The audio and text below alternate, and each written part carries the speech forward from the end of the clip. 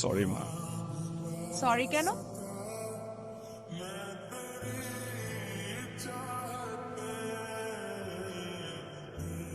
ও মা কি সুন্দর!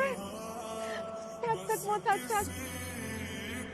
আমার কত শখ ছিল যে আমার ছেলের বিয়ে অনেক ধুমধাম করে। ও তুই তোমার স্বপ্নে সর্বং ঘুরে বালি করে দিলি রে, কিন্তু তুই আমাকে না জানায় কেন বিয়ে করলি? মা, কান্নাকাটি শেষ হলে একটু ভিতরে আসি, অনেক ঘটনা, সব বলবো তোমাকে।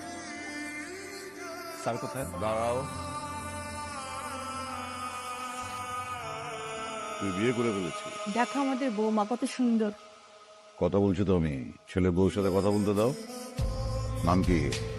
বাবা তানহা। আমি তোকে জিজ্ঞেস করেছি, শুনতে দে।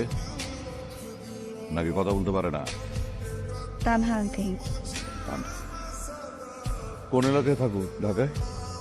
গ্রামে থাকি, গ্রামের মেয়া। নাইস। গ্রামের মাটির একটা সোদা গন্ধ আছে, একটা পবিত্র পবিত্র ভাব আছে। Very good Afsan. বাবা কি করেন, মা কি করেন? আমার মা নাই, মারা গেছে। আপাস নাম কি বাবার? রহমান মিয়া। বাড়িটা যেন কোথায় তোমাদের?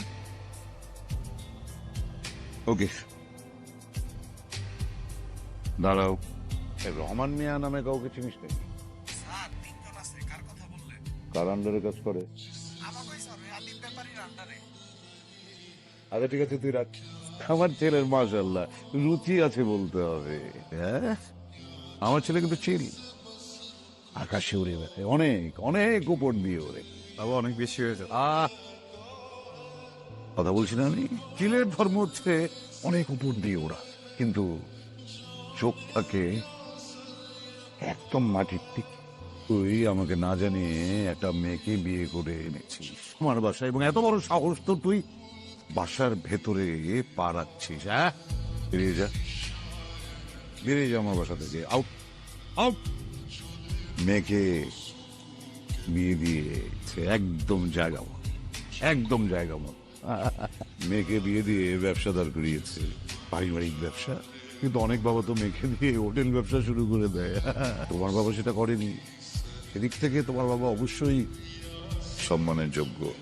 মেয়েকে বিয়ে দিয়েছেন, ব্যবসা গোছাচ্ছে। কিন্তু তোমার বাবাকে কখনো অপমান করবে না, নেভার।